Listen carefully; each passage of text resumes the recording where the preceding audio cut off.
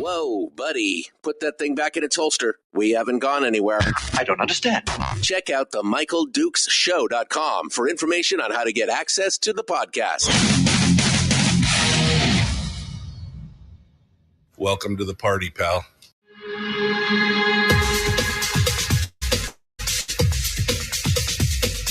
The Michael Dukes Show. The greed and the entitlement is astounding to me. What more could you want from a low-budget radio program? This is a dumpster fire. That was just BS. It is time to get a new perspective.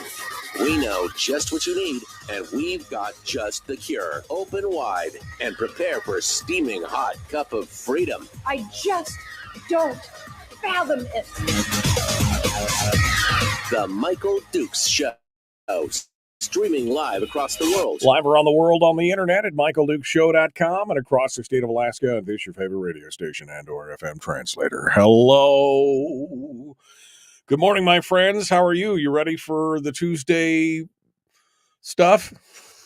The things, I was going to say beatings, but that's just unfair to Brad. He works so hard to try and bring us the information. It's not his fault that it's mostly bad news. It's not his fault. I mean, he's just trying to, don't kill the messenger. That's all I'm saying. Don't kill the messenger. Welcome back to the program. We are ready to go. Brad Keithley, Alaskans for Sustainable Budgets, is waiting in the wings for the weekly top three, the big three stories for today. And we got some doozies to go over, including the budget, Cook Inlet, and Brad's upcoming debate with Larry Persily, which ought to be fun. Bring the popcorn. We're going to talk about that. And then in hour two, Chris Story will be joining us. Plus, we're going to talk about the latest from that big fight over at that Anchorage school. There's new views, and I mean, it just all kinds of stuff. We got the Alaska education bill that's put forward. the new direct health agreements, the concierge health agreements that were finally ironed out. There's all kinds of stories to talk about today. It's going to be a busy, busy day. But before we go any further, we must take our medicine. It's the broccoli before the dessert. That's what it is. Sometimes you got to do it. Brad Keithley, Alaskans for Sustainable Budget Strategist.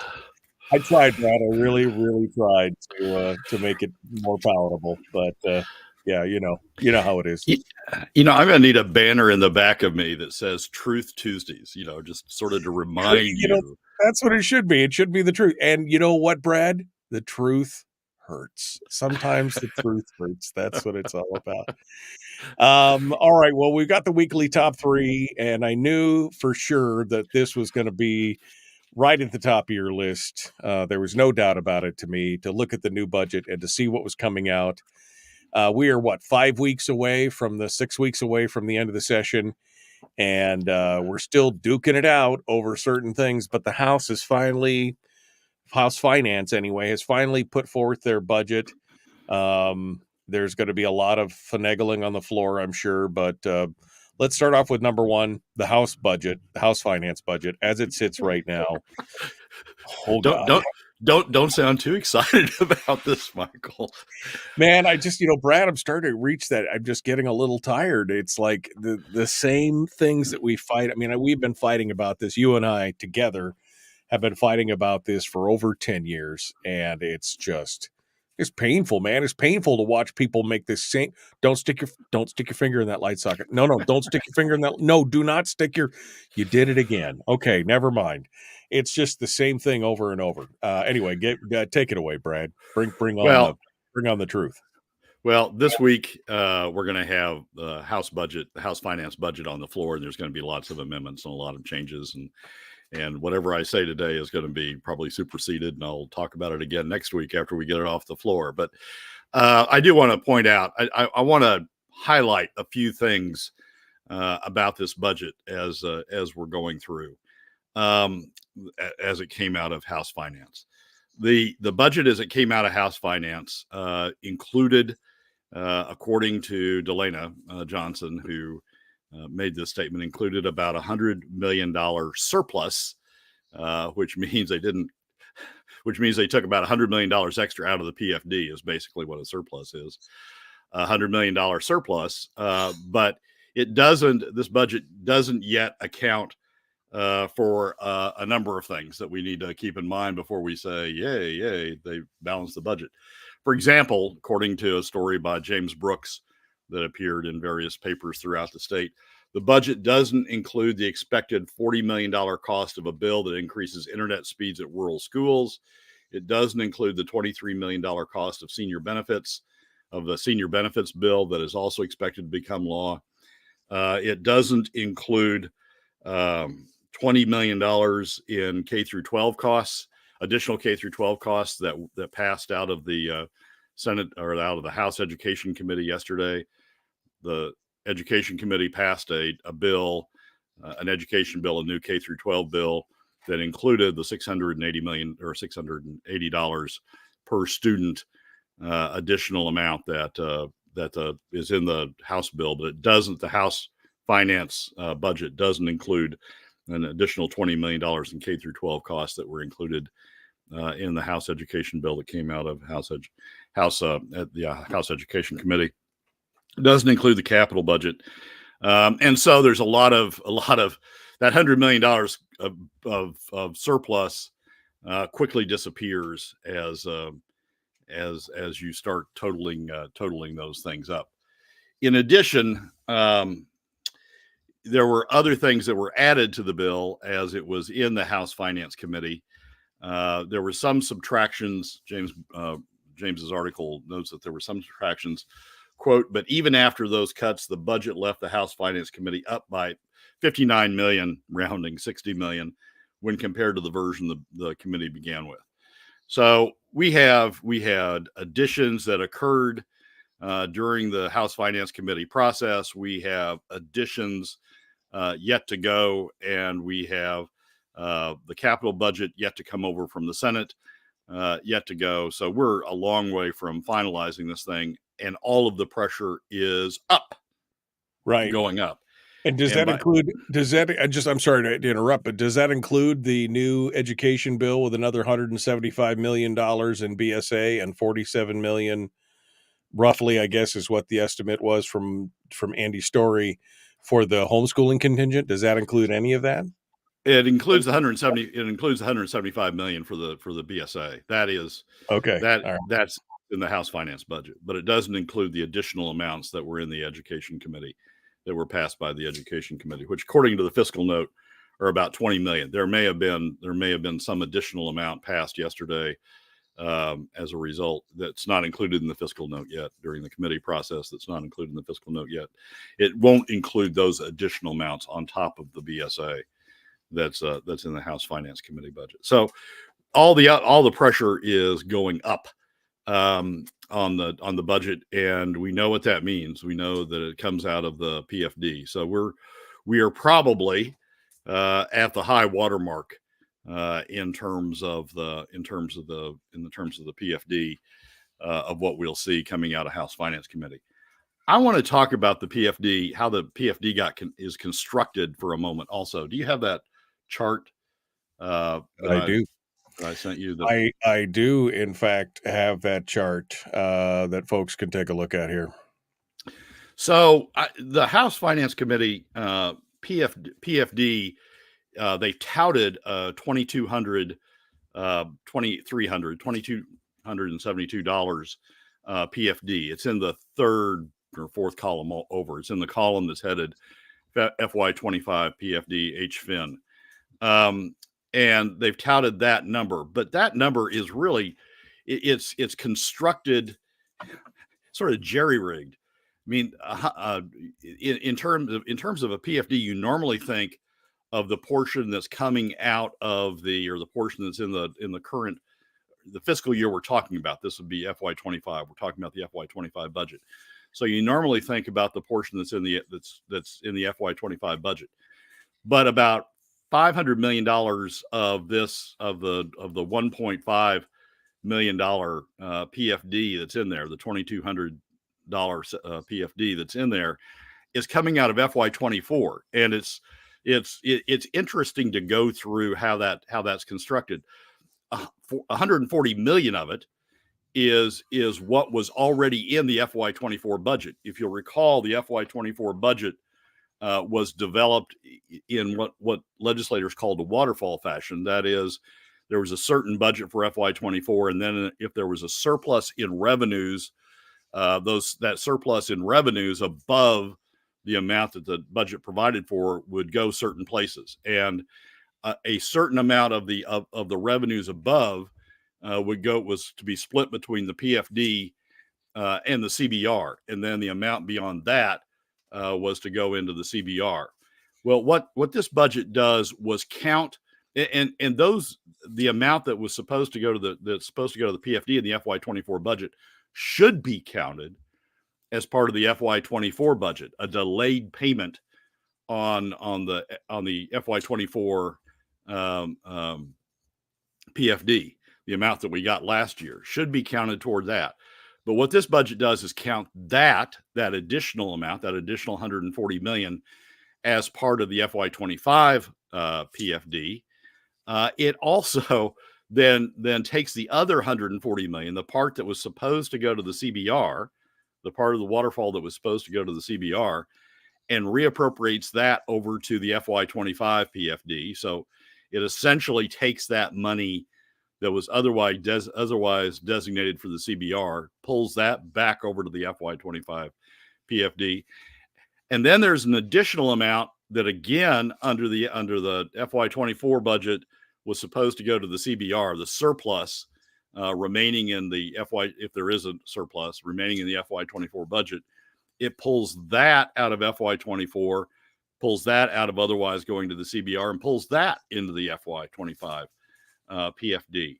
So the amount, only roughly 2/3 of the amount that's in the PFD that's been passed by House Finance comes from the FY25 budget. The remaining third of it, the remaining 500 million of it, comes from the FY24 budget that they're pulling forward into FY25.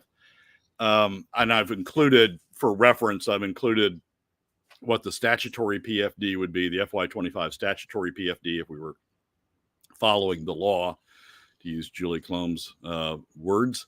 If we were following the law, what that PFD would be, what a POMV 50/50 PFD would be, and what we're likely going to hear from Senate Finance, what a POMV 25/75 PFD is. But that 2272 is really jerry-rigged by pulling a lot of the money out of FY24, redesignating some of the money out of FY24, pulling the surplus out of FY24, and then counting the FY24 supplemental additional PFD that was supposed to be paid in FY25, counting that as also going to the FY25 PFD. That's not sustainable. So even if you take at face value what the House Finance Committee has done, the PFD that they've put in there is jerry-rigged out of a bunch of one-time money, and is not sustainable going forward. I highlight that because, remember, when this legislature got formed, when the House Majority Caucus got formed, their number one priority was to have a fiscal plan. They were going to come up with a fiscal plan that was going to resolve all this. We weren't going to have to debate it, and it was going to be, we were finally going to have a fiscal plan in place. Their fiscal plan, as represented in the last budget this House Finance Committee is going to produce, this legislature's House Finance Committee is going to produce, the fiscal plan is as jerry-rigged, is as pulled from a variety of sources as we've ever done. So right. we are no further along in having a sustainable long-term fiscal plan in place than we were when this legislature started. And I think there's no better place to highlight that than in this PFD calculation. So what you're essentially saying is we're still making it up as we go along. I mean, that's essentially, there is no plan. While I appreciate the fact that we're getting, that they're attempting to get a larger PFD, the fact that they're going to short their payback to the CBR is problematic, again, because we still owe the CBR $10 billion. And that bill has got to come due someday unless we amend the cost. I mean, it's insane. And no, again, long-term fiscal plan. This just shows it one more time that there is no long-term fiscal plan in that regards. And that is that's a problem for sure. Absolutely. Brad Keithley, Alaskans for, I'm sorry, Brad, go ahead. Final thoughts on that. No, it is a problem.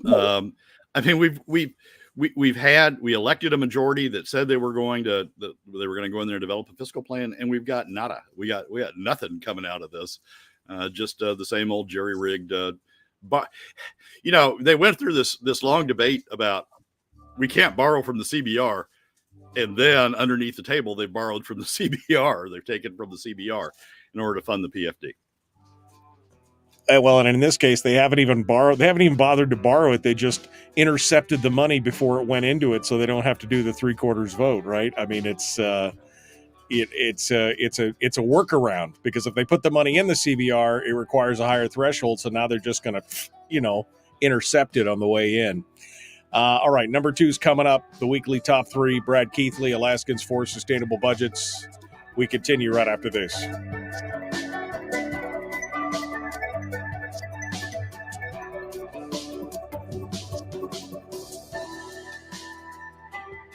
If you missed the show, you can listen to it on your time with Dukes On Demand. Oh, and it's free. Like America used to be. Streaming live every weekday morning on Facebook Live and MichaelDukesShow.com. Okay, Brad Keithley, Alaskans for Sustainable Budget. I mean, it's a plan. It's just not a... It's not a great plan, all right? I mean, again, I'm appreciative of the fact that they're trying to reach closer to a statutory PFD, but the machinations and the mental gymnastics they have to do to justify it, instead of just pulling the money out of the earnings reserve and showing this is where it's coming from and everything else has to justify its position, is, again, just shows, I think, the lack of belief in what the statute calls for. Personally, I mean, that's crazy. They're just ignoring it, Michael. I mean, they're just absolutely ignoring current law. And Julie Colomb says, "Oh, I want to follow the law," but well, yeah. I mean, you want to follow the law, except you don't.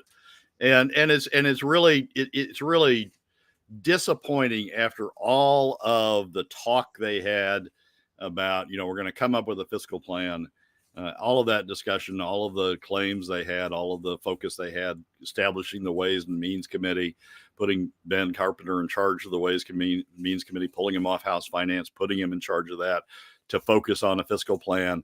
The Speaker, Kathy Tilton, going on that committee to help focus on a fiscal plan, having the chair of House Resources, Tom McKay, on the Ways and Means Committee to focus on a fiscal plan.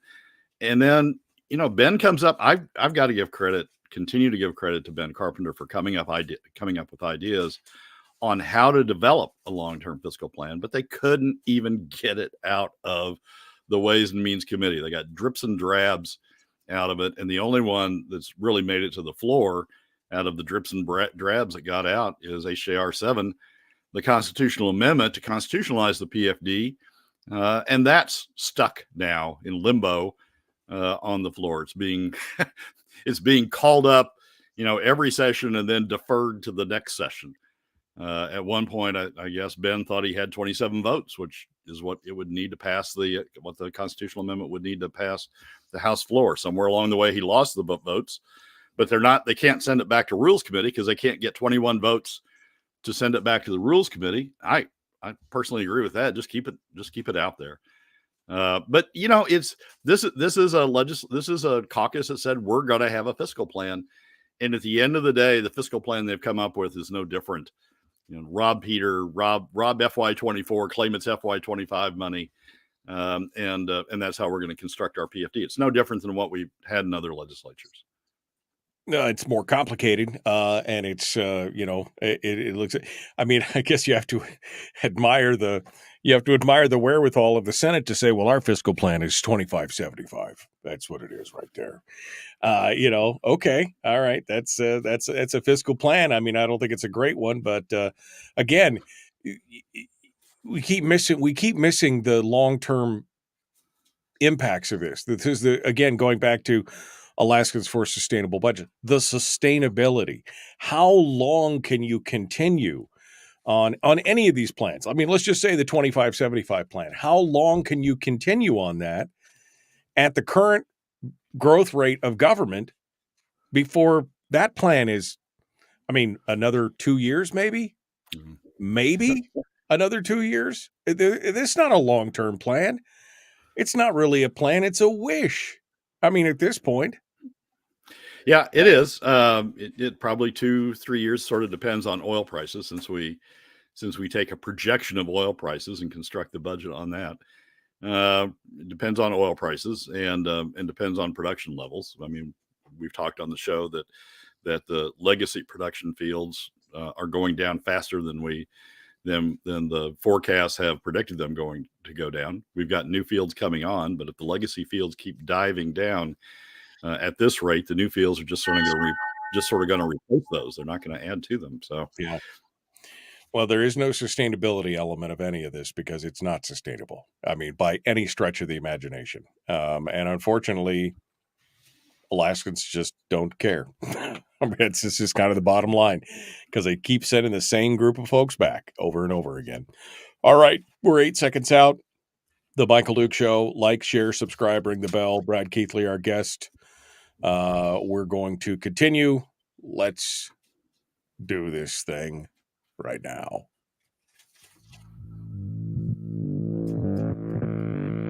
Public enema number one.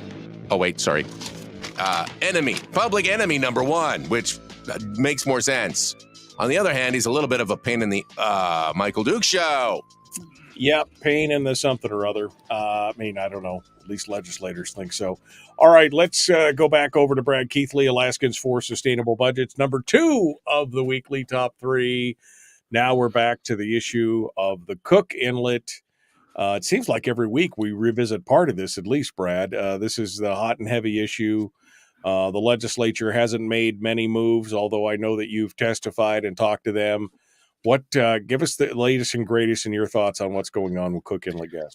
Well, the thing that triggered this is there's an article. There is a lot of movement going on. There's a lot of bills being talked about. A lot of effort at trying to come up with a plan. Oh no, an energy plan. Trying to come up with a plan for how to deal with the shortfalls in gas supplies that are predicted in the Cook Inlet. And Sean McGuire's done a fairly good job of capturing that in an article in the ADN a couple of days ago. The headline is Rail Belt Utilities Move Closer to Decisions on Importing Natural Gas as Legislators Debate Energy Bills. I've been trying to come up with a way that does a better job maybe of explaining what we're facing than I've done or maybe others have done in the recent past, so that people can get a better grasp on what's going on. There's a lot of discussion about, a lot of, to some degree, fear mongering going on about LNG imports because, oh no, the price is going to be higher and prices are going to explode, and how can we ever stand that? That's not what's going to go on. So I've tried to put together a chart. This will probably be the chart of the week for the landmine this week, but you get sort of a little preview of it here.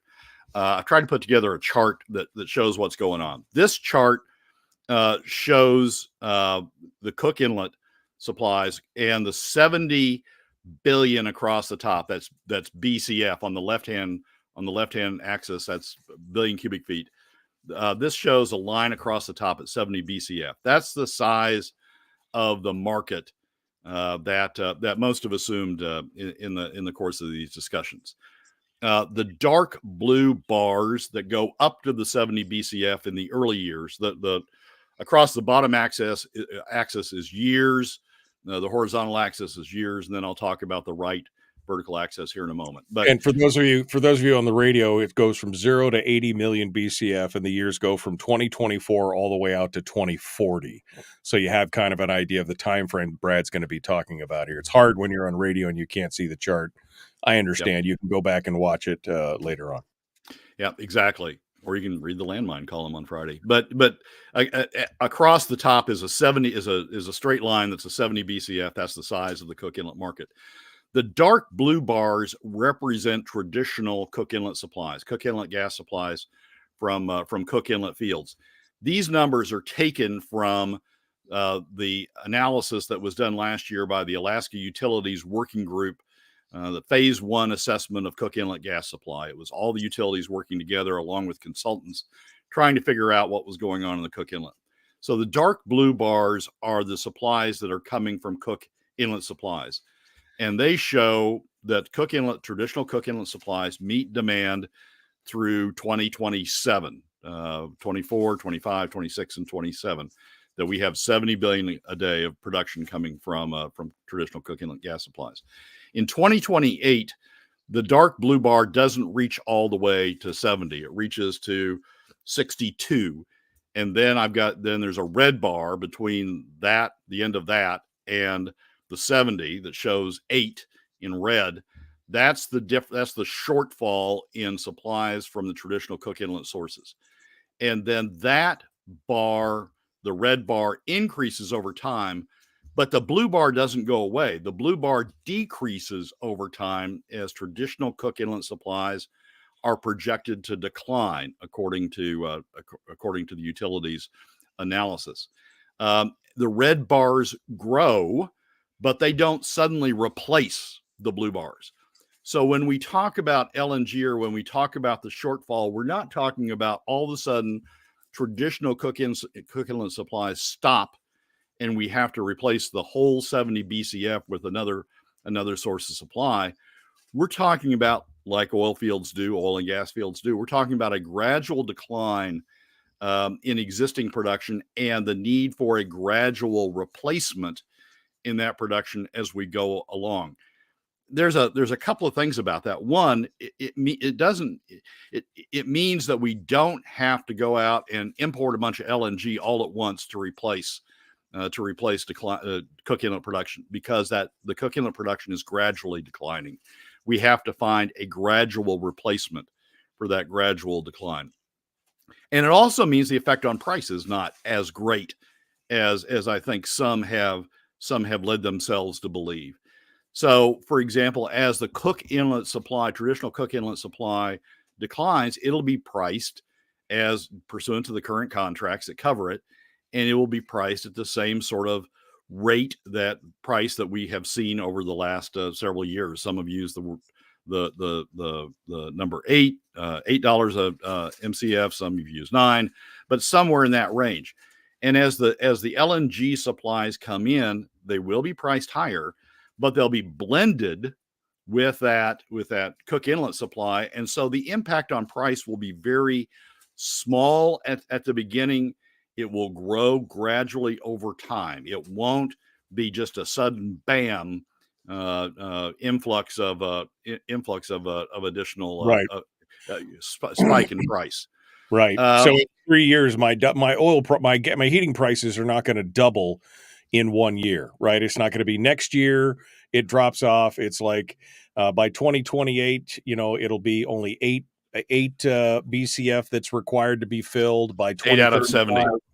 Yeah, by 2035, that'll be 42 of the 70 will have to be brought from offshore, so it'll be higher then. But it's a gradual, is what you're saying. It's a gradual thing throughout from now till 2040. Right. We're going to ease into this adjustment to a different supply mix coming out of the Cook Inlet. The yellow bars at the bottom. There's yellow bars at the bottom for those on the radio, and they show the number of LNG tankers it will take to supply that difference, that shortfall in the various years leading to the end of the chart by 2040. So only two tankers worth. I'll talk about that in just a second, but 2 tankers worth in 2028, 4 tankers worth in 2029, 5 tankers worth in 2030, and so on to supply the portion that's in red as this gradually builds up. So we're not going to suddenly see a bunch of LNG tankers go up that show up in the Cook Inlet. That's going to be gradual also.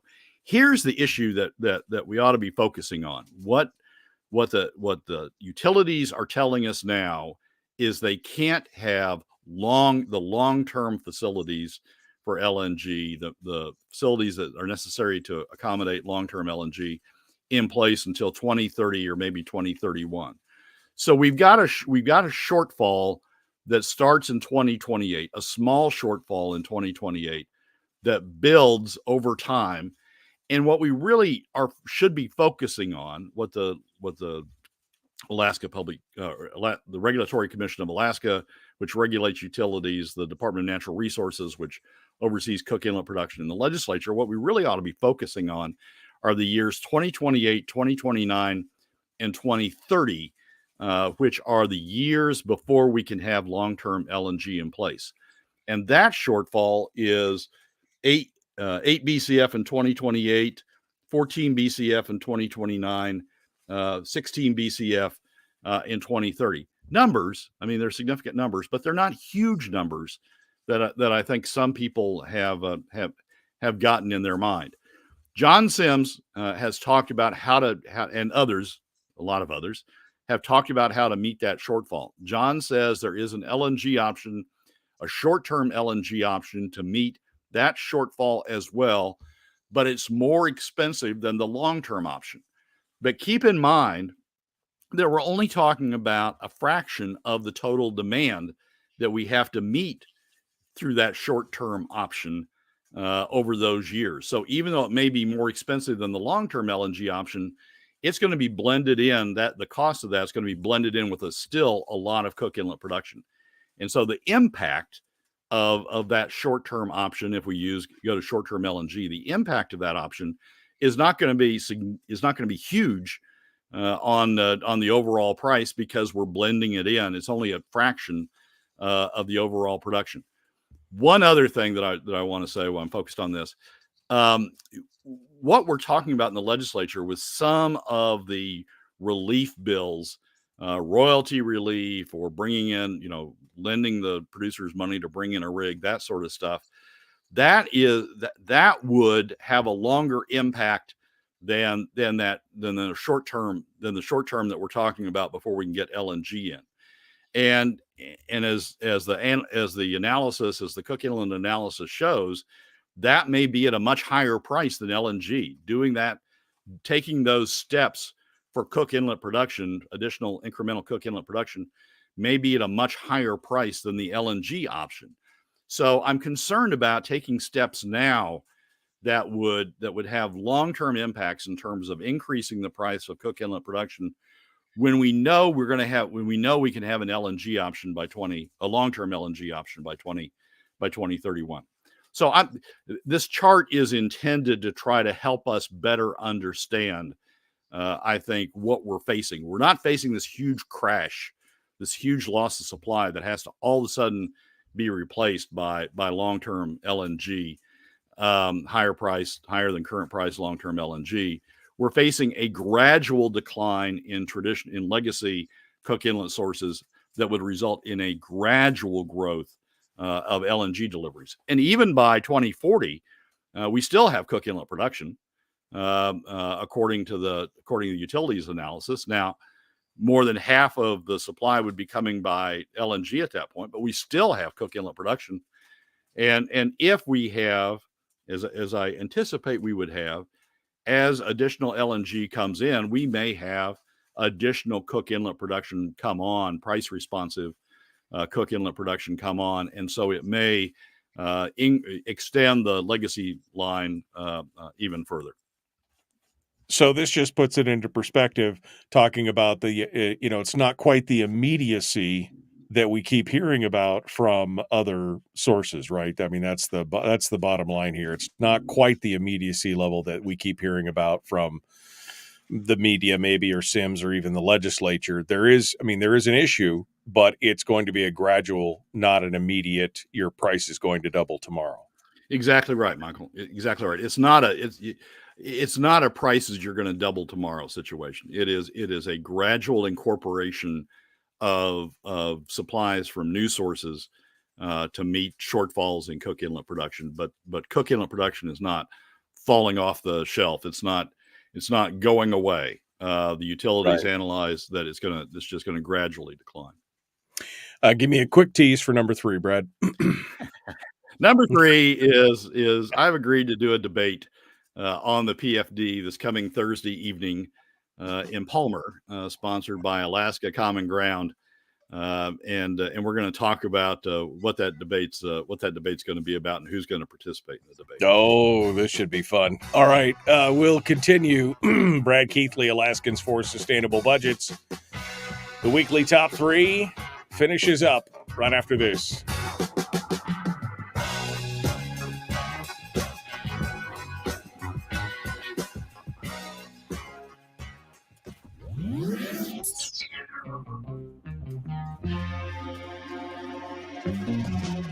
Running on 100% pure beard power. Oh, also some coffee.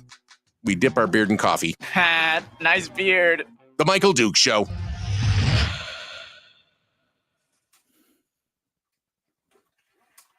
All right, Brad Keithley, Alaskans for Sustainable Budgets.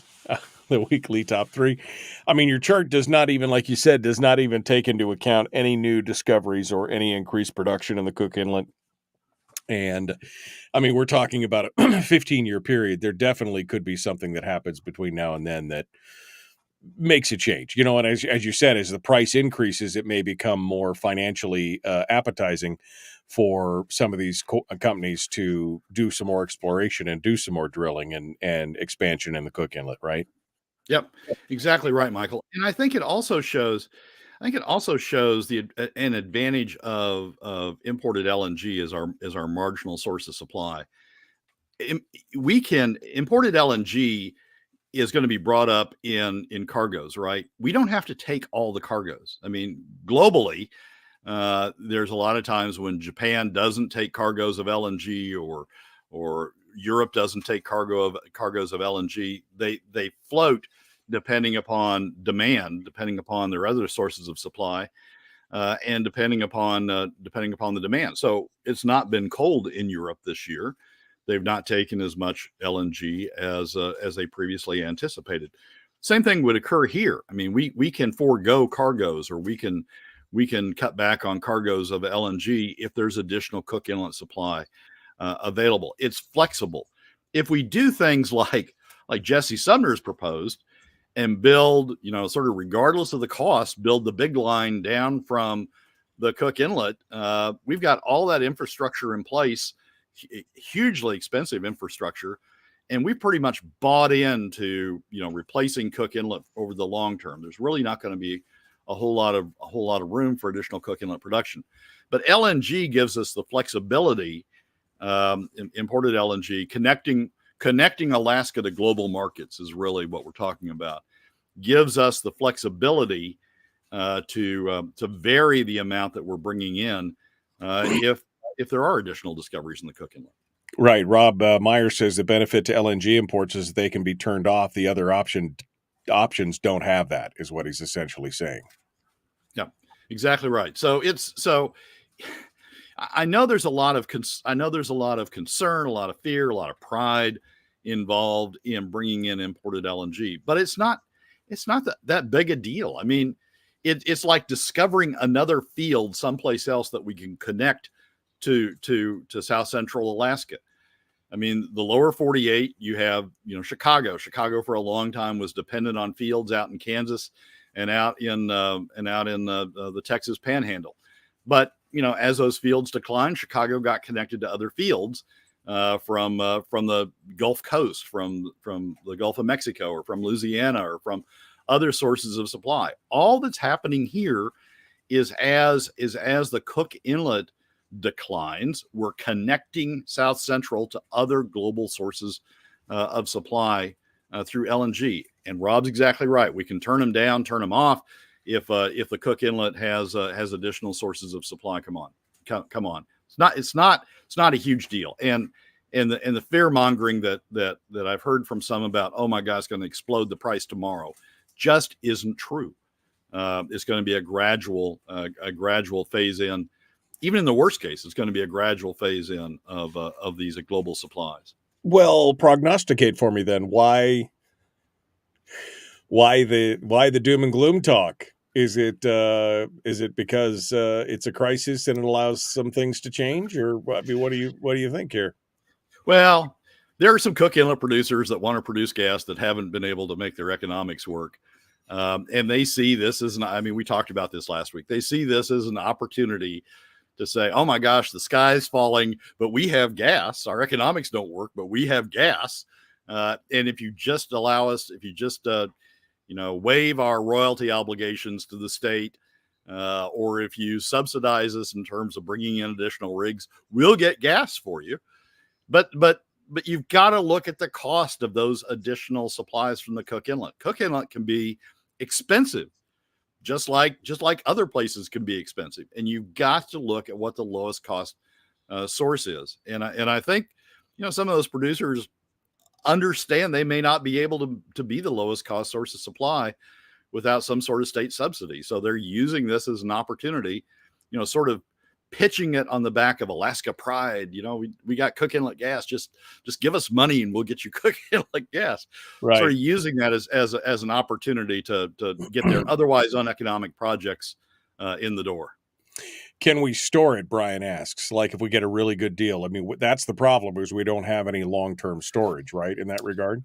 There's a lot of focus right now on developing additional storage. Singza, which is the Cook Inlet natural gas storage facility, is being expanded.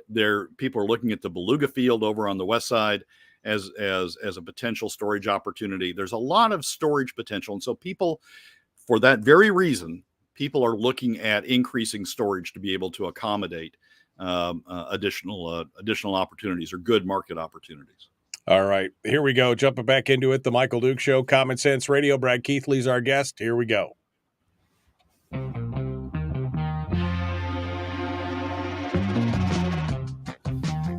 The Michael Duke Show. Seriously humorous with a pinch of intellect.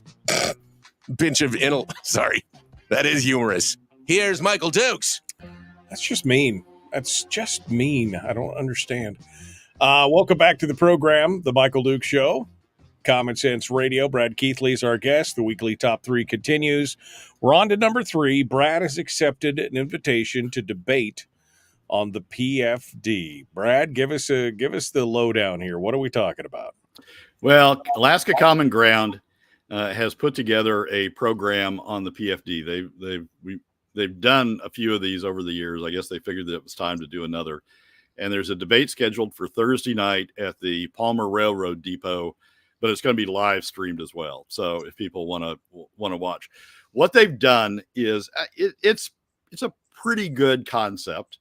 They're going to have Alexi Painter from Legislative Finance come in and sort of set the groundwork for, why we're talking about PFD cuts in the first place, or why we're talking about the PFD in the first place. It's going to be moderated by Gunnar Knapp from ICER, which I think is a good thing, and by Tom Hewitt, who's the editorial writer for the. I was going to use Binkley Family Blog, but I'll use ADN in this, the Anchorage Daily News in this context. It's going to be moderated by those two, and they're going to have 3 panelists. When the invitations initially went out, it was sort of like the Three Pigs. It was going to be the big PFD, moderate PFD, and no PFD. Basically were the positions. That's sort of moderated over time, but the 3 panelists are Angela Rodell, former Department of Revenue commissioner, former head of the Permanent Fund Corporation. Angela Rodell, speaking in favor of essentially no PFD, sort of taking Natasha's role as the leftover PFD. Larry Persily being the moderate. That makes me chuckle. Really? Larry Persily being the moderate, saying, well, we ought to have some PFD, but not the statutory PFD, and he's taking the moderate role. And I have been tagged with the label of being the big PFD, which I interpret as the Hammond PFD, the Hammond PFD role. So they've got the panel. They've set it up to have 6 questions that they're going to ask the panelists. We each have a whopping 2 minutes to answer each of the questions. Each panelist has 2 minutes to answer each question, and then the moderators can ask follow-up questions from that, and have some discussion about each of the 6 issues, or six questions that they raise. So it promises to be interesting in terms of sort of identifying the different positions out there. Angela is interesting to have her step into Natasha's shoes to be the leftover PFD person, but it promises to be an interesting debate. At least Larry and Angela are certainly well versed in these issues. I sort of think I'm well versed in this issue, so it ought to be an interesting discussion. And having Gunnar there from the ICER standpoint, remember Gunnar was the lead on the 2016 ICER study of the impact of various options on solving the budget equation. Having Gunnar there as a co-host, I think, will add some sort of truth serum to some of the discussion. Well, I find it interesting that you're being painted as the big PFD guy with the Hammond option instead of, there is no statutory PFD guy being listed in this debate, right? That's the thing. That's what's getting me, is that the label now is that the Hammond PFD at 50-50 is the big, enormous PFD. Yeah, exactly right. Larry wrote an op-ed that was in the ADN this week, or last week rather. It says, when it comes to the PFD, Alaska has too many cooks in the kitchen. And as he's consistently done over time, Larry doesn't admit that there are other alternatives for resolving this issue. Alternative revenues for resolving this issue. Alternatives that have a lower impact on the Alaska economy, have a lower impact on 80% of Alaska families, middle and lower income. He doesn't even admit those exist.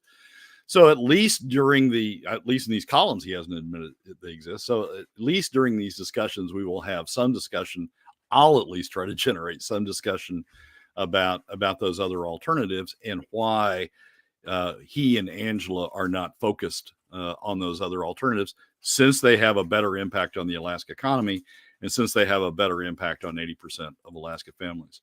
I suspect he's going to say it's because, well, they're not politically realistic. The interesting thing about this panel, Michael, and the interesting thing about the moderators and everybody involved, everybody's in the top 20%.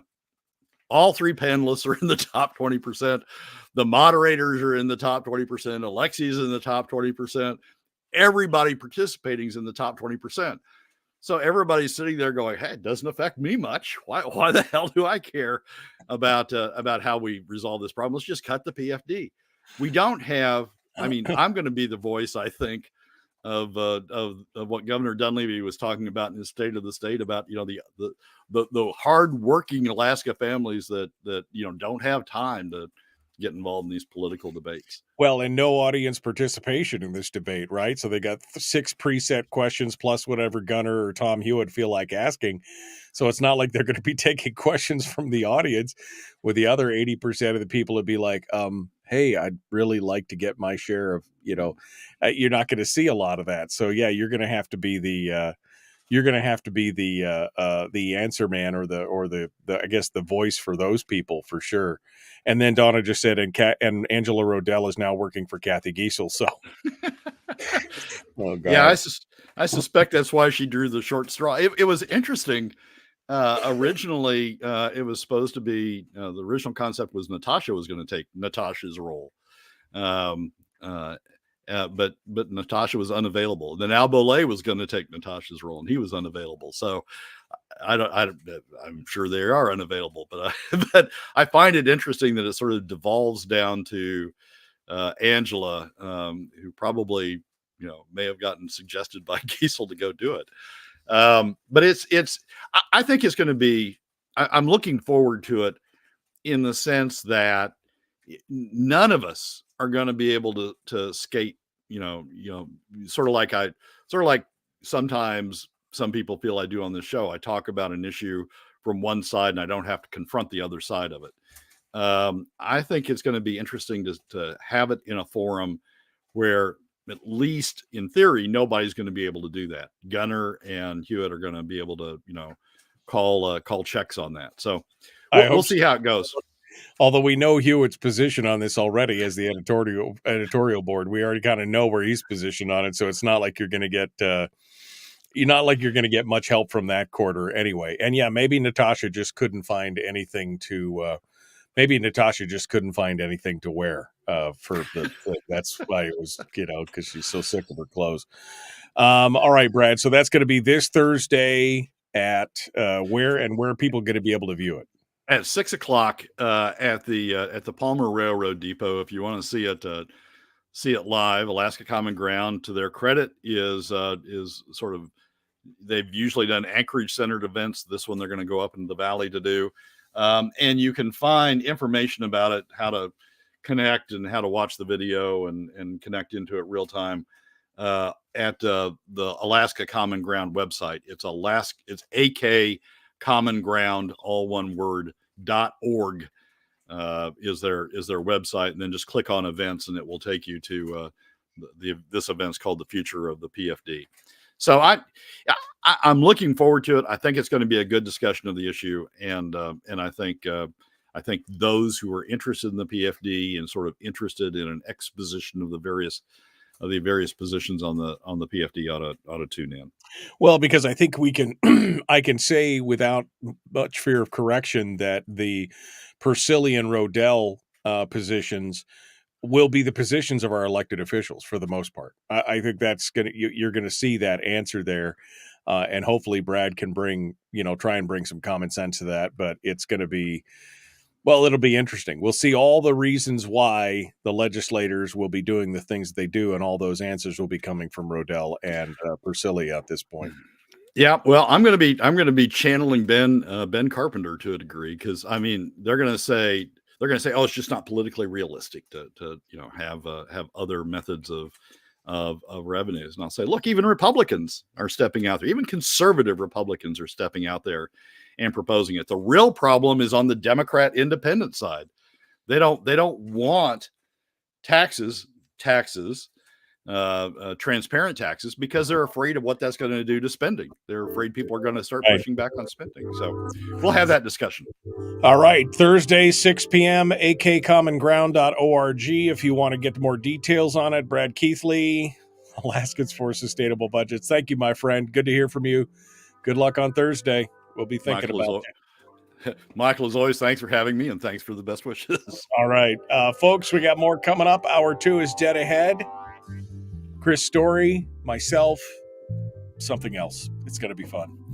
Back with more right after this. Yeah, wow. So shocking to me that the 50-50 PFD is now the enormous PFD, right? I mean, that's the verbiage they'll be using. This gigantic, this huge, this unrealistic PFD is now the 50. The goalposts have moved. Was the statutory PFD, we're willing to meet in the middle. Well, no, now you got to meet us here at 10% PFD, kind of thing.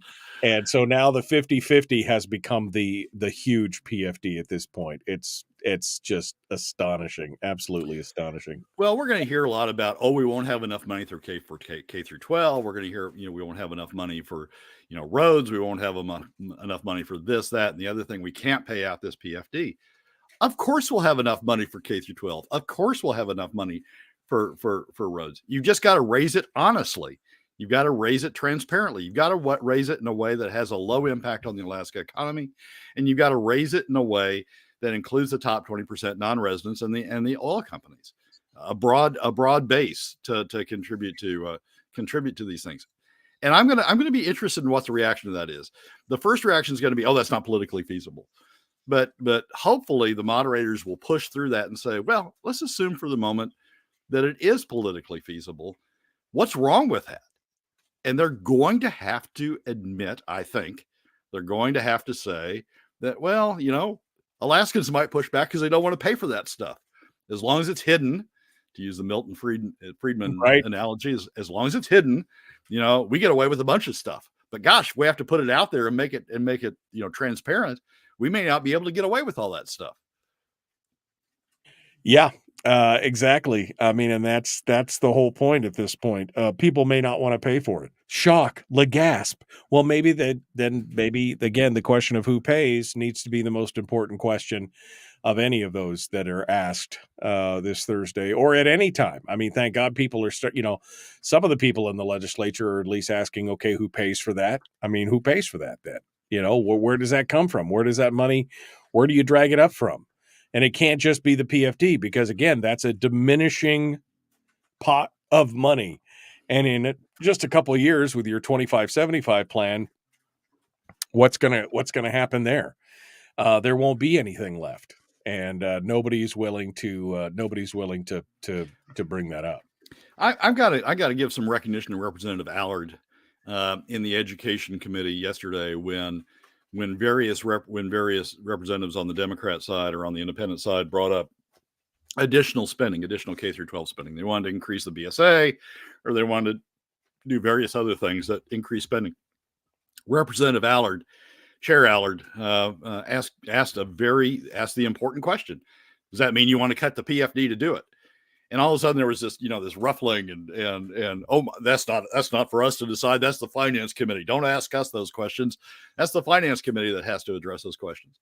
But no, if you as a representative are going to bring up additional spending, you need to be able to defend where it's coming from. You need to be able to articulate where you have in mind it coming from and why it's more important to spend than the impact of taking that money out of the economy through the way that you propose.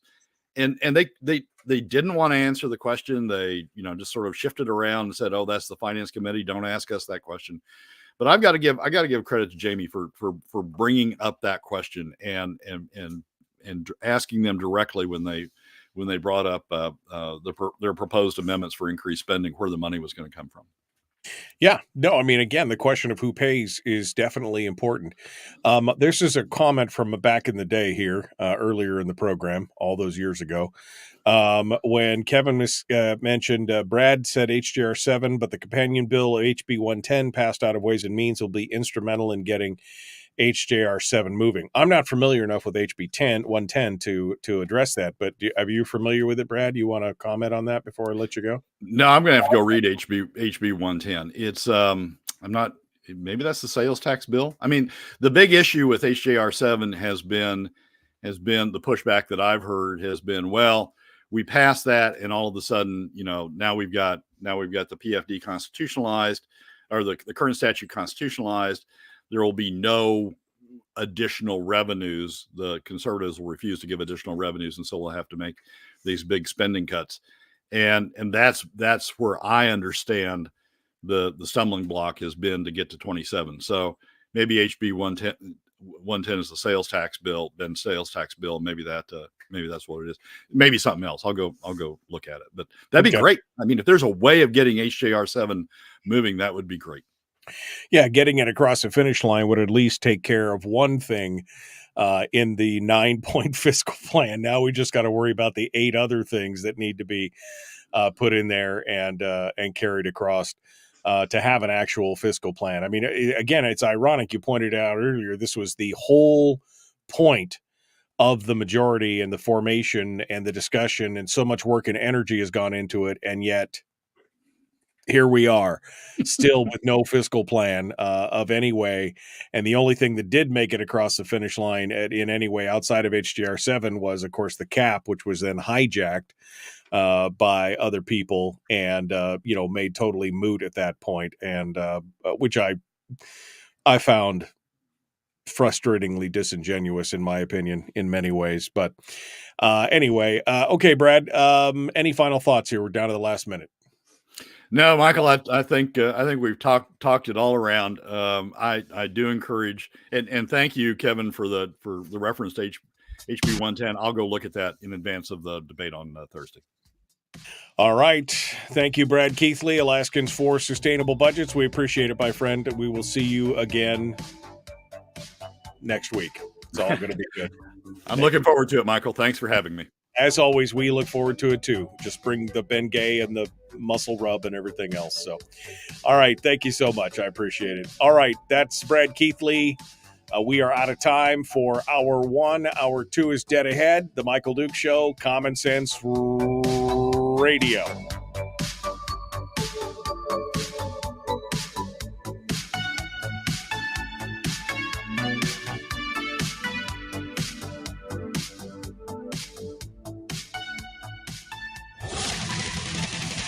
Whoa, buddy. Put that thing back in its holster. We haven't gone anywhere. I don't understand. Check out the MichaelDukesShow.com for information on how to get access to the podcast. Welcome to the party, pal.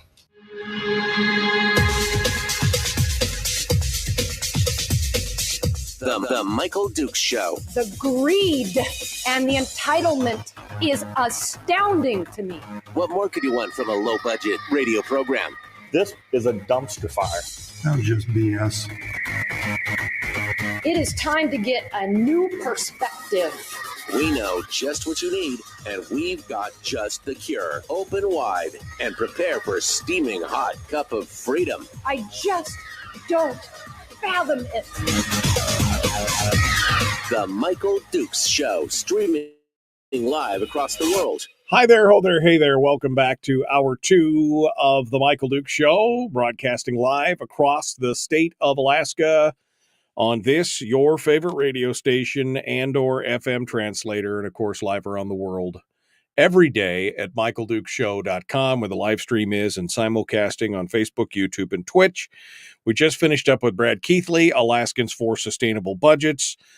You may want to go back and actually watch that on the replay on Facebook or YouTube, because there were some good charts and some discussions there this morning that I thought were good, and the visual aids always help as you're talking about and understanding things as well. Hour 2 of the big radio show, and we've got a lot of stuff to cover here this morning as we go through. Coming up at the end of the show this morning, Chris Story will be joining us, the man from Homer. Will come on board, and we'll talk with him about well, a little bit of everything. We're gonna get our weekly life coaching lesson on, and we'll talk with him about that here at the end of the show, as we normally do. Chris will give us the full rundown, and we'll be looking forward to that here in just a little bit. All right. So what else do we have to talk about this morning? Well, there's some interesting, there's some stories that I want to share here. Even, and I guess I'll start off here. Well, first and foremost, let me put out a plea, I guess it's a plea. It's an ask. So I'll put it out here. I mentioned it yesterday. If there are any folks in the Fairbanks area who own a bed and breakfast or an Airbnb or something like that, that would like to have a relationship with the show, I would like to talk with you. Please send me an email, me@michaeldukeshow.com, me@michaeldukeshow.com. If you are up in the Fairbanks area with a bed and breakfast or an Airbnb or something, and you'd like to talk with me about being on the show, I would love to talk to you about being on the show. I got some stuff that I'm working on right now, and I would like to partner up with an Airbnb in the Fairbanks area. So if anybody up there is one or knows one, please let them know. I'd like to talk to them about that first and foremost. So that was my bit of housekeeping for today. Let's talk a little bit about what's happening in other communities. And I had to laugh at this piece this morning. It's actually from late yesterday, apparently. And I didn't see it, but this is, well, it just goes to show you that even at some point, the behavior of those on the more progressive side of the scale, not that it's exclusively their purview. I've seen some conservatives do some of the same things over the years, but at said point, even the folks who were supposed allies of the progressives kind of start to have enough. And I'm talking about a open letter that was sent by the Anchorage municipal attorney, Annie Heltzer, or maybe not Annie, I'm sorry, Ann Heltzer. She penned a letter to the assembly in which she said she may have to rescind her open door policy with the assembly after a meeting last Thursday in which a member of the assembly behaved unprofessionally, is what it says here. The letter said it was about the expectation of respectful behavior towards municipal employees by the assembly and outside counsel. Here's the quote. This letter concerns behavior by an assembly member and outside legal counsel to the assembly that occurred in the municipal attorney's office on Thursday, April 4th. I am writing to let you know the effect of this inappropriate and unprofessional behavior in our office, how similar disrespectful and unsafe behaviors affects our assistant municipal attorneys and our staff, and how it has diminished trust in the assembly and the municipal government. Now, I'm not a lawyer, but that's some pretty strong language for a municipal attorney to the assembly. She goes on to say, during that meeting, disrespectful and unprofessional behavior was displayed within the municipal attorney's office. The behavior included name-calling, grimacing, yelling through the halls of the municipal attorney's office, and baseless personal attacks on an assistant municipal attorney and on the department overall. This behavior was an apparent attempt to coerce an assistant municipal attorney to comply with demands attempting to define the parameters of the visit. These tactics failed to intimidate the assistant municipal attorney when she held firm to her ethical and professional duties in the face of this intimidation. On April 4th, the assembly provided our department with 4 hours notice that Assembly leadership, Assembly outside counsel, and Assembly counsel would arrive at 1 p.m. the same day to view confidential legal documents in our conference room. We accommodated this late notice demand for departmental time and resources and reprioritized other obligations. However, the conduct during that meeting lacked professional decorum, displayed significant disrespect, and created an environment that caused a municipal employee to feel intimidated, belittled, and shaken in the workplace. Due to this behavior, I must reconsider my open invitation to Assembly leadership and their outside counsel to visit the municipal attorney's office or meet with staff. The conduct I witnessed yesterday was unprecedented, and I cannot allow it to happen again.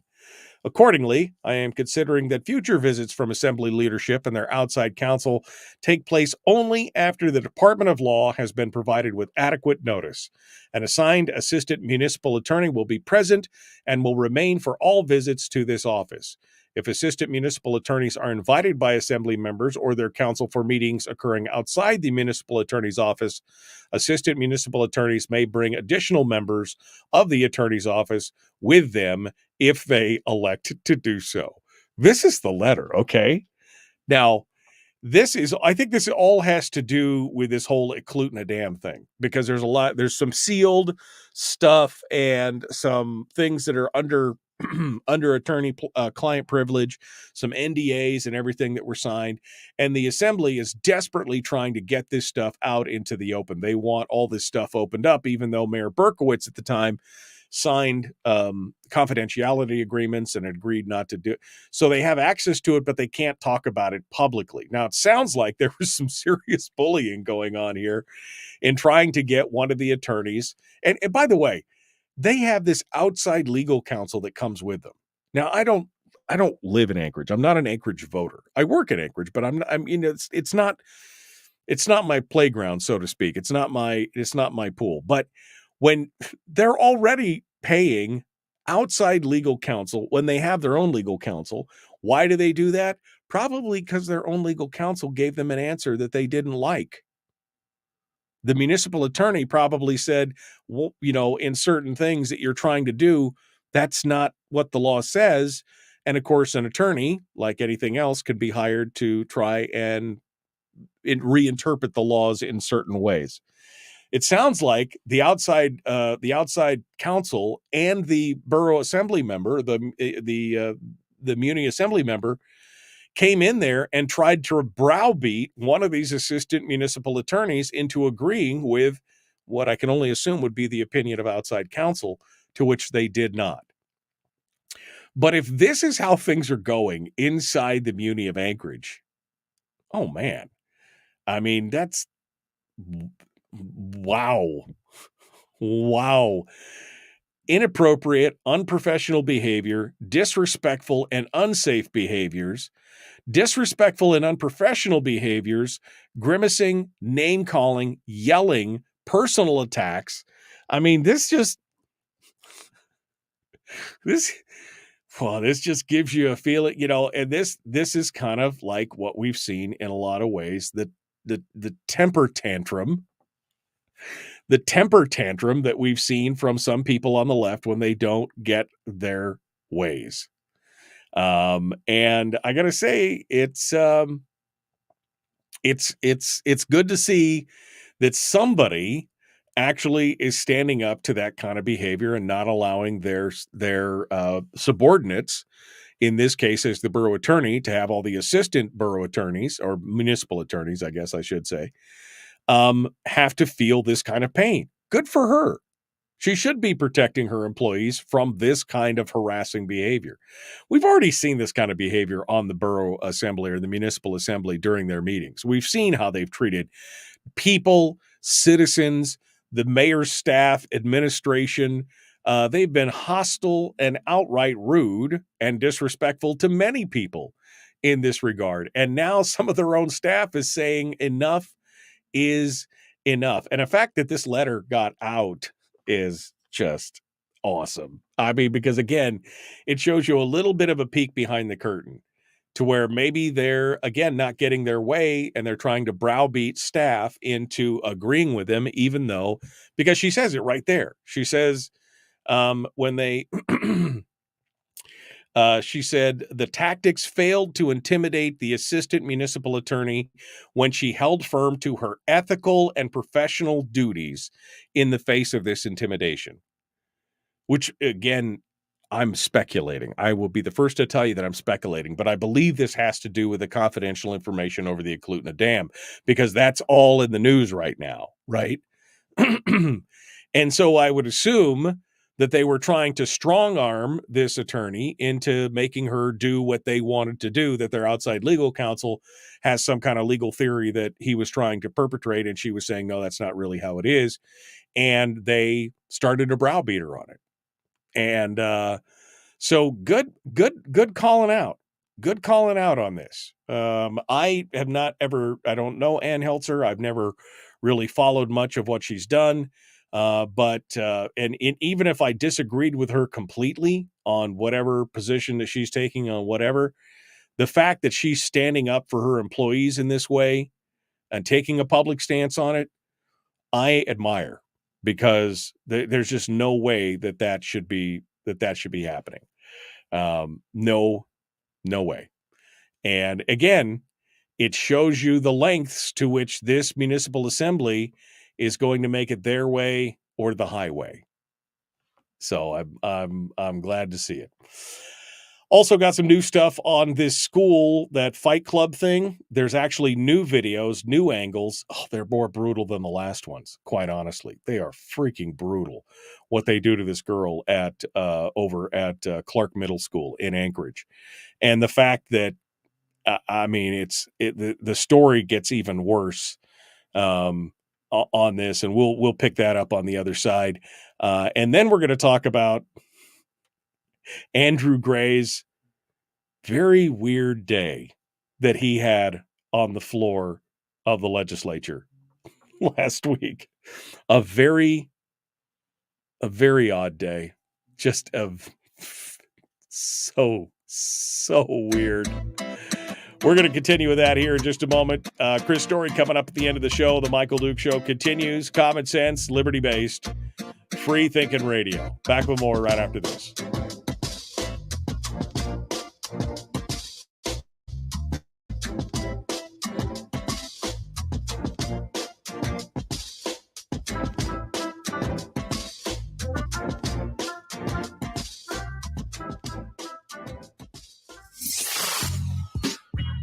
What is that? Common sense. Regularly heard on American radio. Michael Duke Show. Radio. Yeah. Kevin is asking the question that I was asking. How much does outside counsel cost? I mean, you've got a fleet of municipal municipal attorneys. The only reason you would go to outside counsel, outside of some conflict of interest with the municipal attorneys, is because the municipal attorneys are not giving you an opinion that you agree with, and so you try to go outside to find.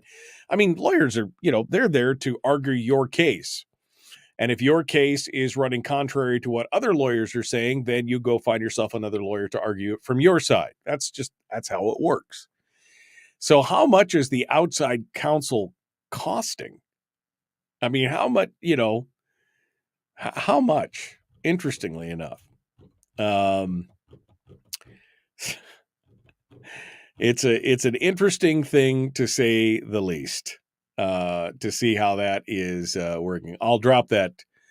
I guess I could drop that link into the story, into the thing here. Let me drop that over here. Put it in here. You can read this story for yourself and take a look at it. It's definitely interesting to see. But you're right. That was my first thought, Kevin, was how much does this outside counsel cost? And why, is it the, Angie says, is it the Northern Justice Project? Terry says, is it Scooter? Is it Scott Kendall? I mean, it's an interesting question. Susan says, how much does Dunleavy's outside counsel cost? What outside counsel are we talking about specifically? I don't know. Maybe we can find out. But yeah, this outside counsel, because again, the outside counsel, I'm sure, offered is defending a position that probably the municipal council said that's not how the law works. Because I've seen that happen in borough. I've seen borough attorneys say that. No, that's not. In fact, I loved the borough attorney, Renee Broker, when I was on the borough assembly in Fairbanks. That woman was so awesome. She was just so amazing. I literally remember the director of public works was up there talking about something about roads. And I was a chair of the RSAC, the Assembly Road Service Area Commission. And I asked him a question about something and he's like, well, no, you can't do that. And I looked at the attorney and she said, because she and I had discussions about this. And she said, no, that's not how the law works. Just like, I love it so much. I love it so much when it's working there. But yeah, I could just see somebody saying, well, we want it to mean this. And the attorney says, no, that's not how it goes. And yeah, it's good. Jill Dolan is the current borough attorney. Nice gal, but just was never impressed with her legal mind.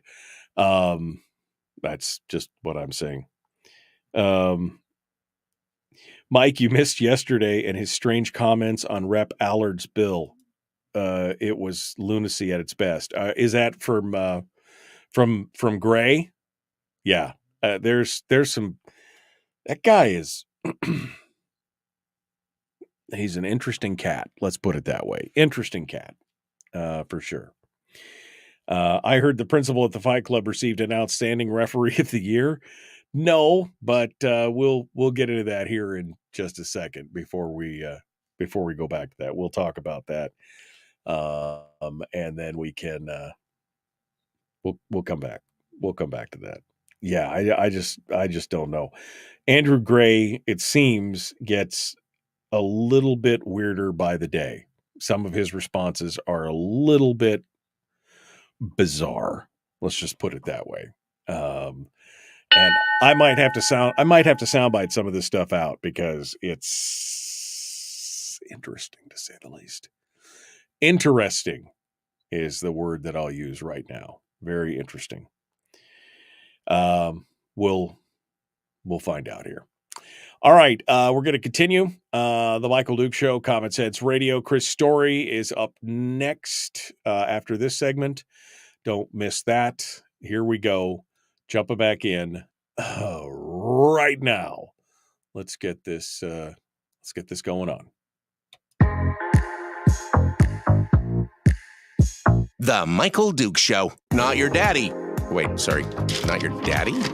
Ooh, not your daddy's talk radio. Huh. Whew. I was scared for a second. Thought we were going down. Here's Michael Dukes and the show.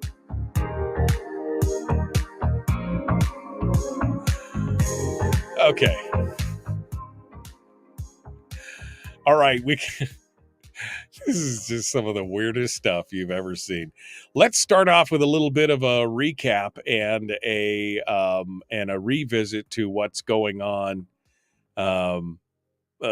in this Fight Club thing that was going on over at Clark Middle School in Anchorage. Now, apparently there are other schools. Since we first talked about this story, I did get a couple other emails from listeners who talked about some of the same things happening in their schools with very little fixes. One up in the Fairbanks area, one up down in the Kenai area, same kind of thing going on, which to me is very troubling. Now, the principal at Clark Middle School has ironically been recognized by her peers for excellence. The Anchorage School District said that it is proud of Bonetta Orchit, who was named Alaska Association of Secondary School Principals Region 4 Principal of the Year. An educator for 15 years, Principal Orchit's staff shared that she has a balance of common sense, proper procedure, and protocol that has earned the love, the trust, and support of her entire staff and the student body. except maybe not all of the student body. Of course, we're talking about the young girl that got jumped last week and was beaten so badly she had to be taken to the hospital to have scans of her head. If you watch the original video, you can see that this is just an unprovoked attack. The girl had her back to the people who were coming at her. People, of course, all had their phones out. They knew what was coming. They knew what it was. It was the mob mentality. I'm sure they were being egged on by all their sycophantic friends. Everybody had their phone out. When they charge up to this girl, she turns around and they grab her by the hair and slam her face first into the floor and then proceed to jump and kick and punch her for a good 30 seconds before anybody even shows up. Any teacher even shows up. She's still recovering from her injuries, and apparently has already been threatened by students that if she returns to Clark Middle School, she'll get jumped again. She was standing in the gymnasium during class when a group approached her and started punching and kicking her, pulling her hair. The attackers had been let out of school early and had come to the gym apparently for the main purpose of targeting and beating the girl up. 2 of the girls, by the way, have since been charged with assault, and others may be charged as well, which is about the only piece of good news in this whole thing. Ironically, teacher of the year, principal of the year. The mother of the girl told Must Read that she had reached out to the principal several times over weeks, starting in January when her daughter was first enrolled, to share her concerns about the bullying that was occurring. And that it took over a dozen contacts with the school administrators or the administration before she could even meet with the principal. And she does not feel that the school has taken the threat seriously. You think? Now, other parents have since reached out to the mother of this victim, saying that they have videos of the incident that show other students were involved in kicking the girl, apparently because everybody had their phone out and everybody was videotaping it from the get-go. I mean, it's parents with children at Clark have also reached out to the mother to relay their children's similar safety issues. Is this a place you want to send your kids? Does this sound like a place that you want to drop your kids off and have a good day at school, honey? Try not to get stabbed. Does this sound like, what is this, the prison yard? You know, we got a bunch of animals in here. We just let them loose and everybody, fears for their safety. It's just astonishing. Clark Middle School has a history of violence, but don't worry, the principal is an award-winning principal. Last year, the campus was locked down after a major fight broke out that was not controllable by campus security and required police officers to come in and bring order. Why? Why would you send your children into that fray? That's like saying, hey, kids, we're going to go take a field trip to the Ukraine and see what happens when Russia and Ukraine mix it up. Let's just jump in there. I mean, that you're just going to drop your kids in the middle of a battlefield? Why would you send your kids to a place like that if it's known? Apparently, this whole thing is also racially motivated, which adds another twist to it, because this girl happens to be white, which is this minority at the school. And she'd been called a bunch of race-related names, including words like albino, even though she's just a Caucasian girl. Anyway, the attacks, and I've watched all the videos that have been available for it just to watch it. It's horrific, man. They are holding her down and stomping on her with their shoes, punching her in the head. But that first attack where the gal reaches out, grabs her by the hair, and just slams her face first onto the gymnasium floor, I'm just like, in what world is that? I mean, no words, no nothing, just marches across the gym right up to her and does it. Is this what we should expect? You're going to send your kids to that? That's going to be all okay? We're going to defend that? It's astonishing. It's astonishing that that's what's going on. It's and then somebody in the comments is regurgitating the fact that, well, she's got money, she can homeschool her kid, she can do this. It's all much. She should be able to. I mean, that has nothing to do with nothing. They're paying the taxes to pay for that school. And yet now you're saying, well, because they have extra money, they should just shut up and take it. I mean, that's just the damnedest thing. This last week was really weird in Juneau. Of course, you had all the House of Representatives, several Democrats in the minority, help facilitate and encourage that school walkout and the truancy, and got dozens of local high school students. They let them into the Capitol, where they walked around the Capitol shouting, chanting, banging on doors. And according to Must Read, even surrounded one female legislator, blocking her from being able to leave a committee room for 40 minutes. Well, that's safe. I mean, did these kids come from Clark High School? I just got a question because, some of the legislators even skipped their own committee meetings across town to march with the students at the Capitol. This is what Calvin Schreggy said. This is what democracy looks like. I don't know if he did it with a bullhorn, but we've seen that. This is what democracy looks like. You've all seen the marches, right? With the people with the black masks and they're going around and they're tearing down buildings and setting stuff on fire. That's what democracy looks like. You're right. That is what democracy looks like. Democracy is mob rule. I mean, we do live in a constitutional republic with a democratic voting system, but I mean, that is what democracy looks like. Democracy is mob rule. What did Franklin say? Democracy is two wolves and a sheep deciding on what's for dinner. That's what democracy looks like. You're 100% right. But the House ended the week on an even stranger note on the House floor. Viagra for bush rats for the purpose of masturbation. Now, I didn't think I would ever say that on the air, but I just did. That's exactly what they were. This is what your legislators are talking about.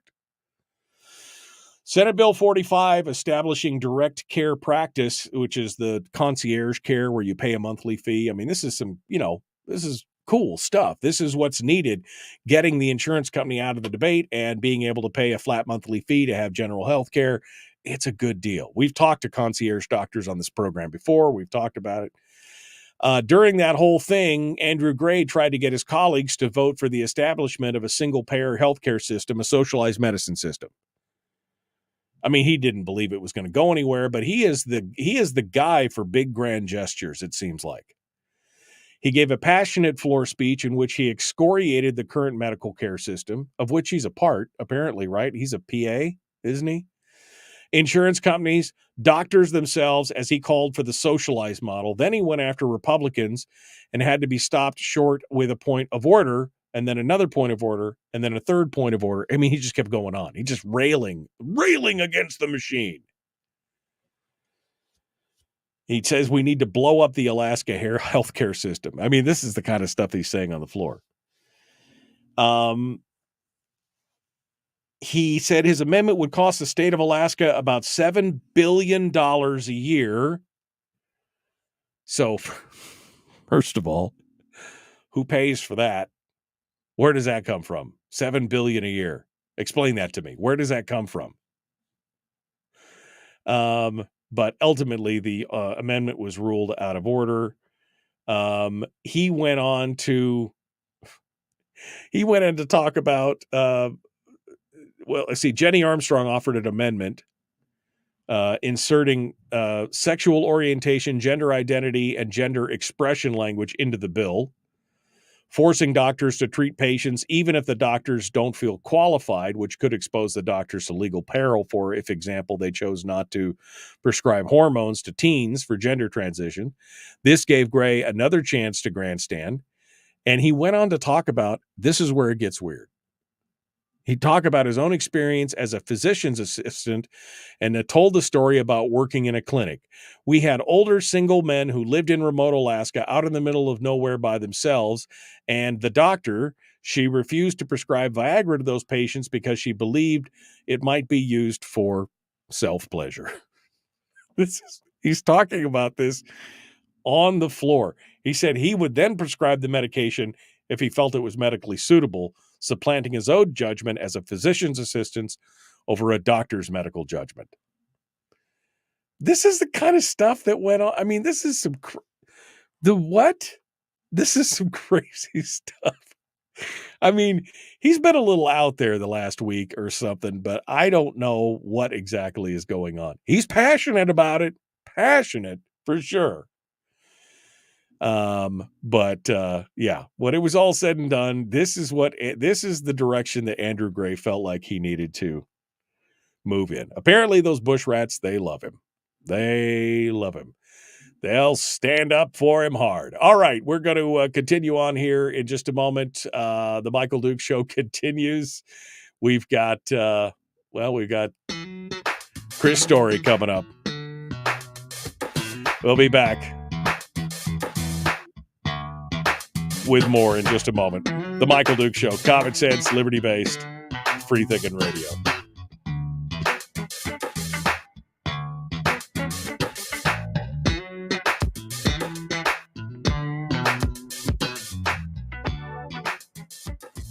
We're broadcasting live through a series of tubes. Allowing all of these entities to provide streaming stuff going on the internet. Well, it's kind of hard to explain. Sorry. Streaming live every weekday morning on Facebook Live and MichaelDukesShow.com. Okay.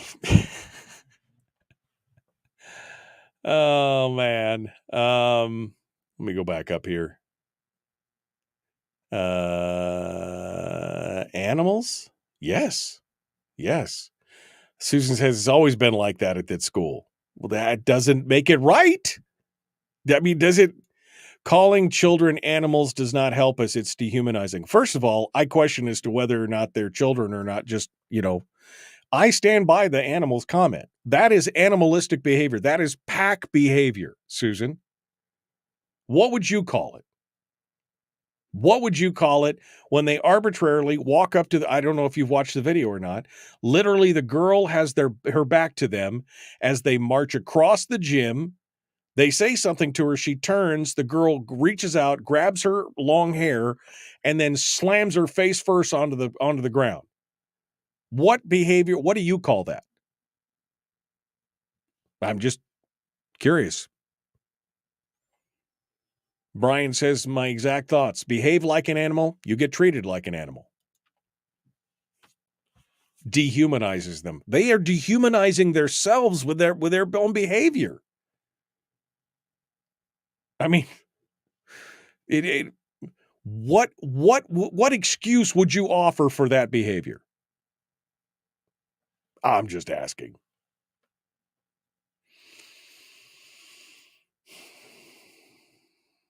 Anyway, Chris says, I hope the family of this girl sues the school and the kids that beat her up. I hope so as well. It's the only thing that's going to get their attention, quite honestly. It's the only thing that's going to get their attention at all is the money. That's the only thing that's going to get them going. Absolutely. Let's go get Chris Story on the phone.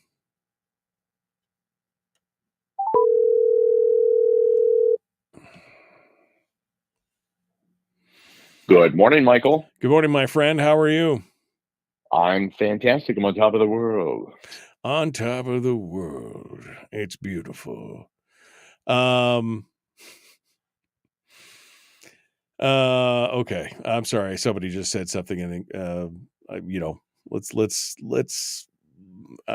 trying to move on from this previous comment here. I don't know if you just heard the whole commentary thing, but I mean, I don't know. Is it's dehumanizing to call animals animals? If they're going to act that way, there are ramifications to your actions, are there not, Chris? Yeah, absolutely. I caught part of that. Where was that school at? Was that school in Juneau? No, it's in Anchorage. Where the girl got beat down? Yeah, it's Clark Middle School in Anchorage, up in Mountain View. Yeah. Oh, that was a middle school? It was a middle school.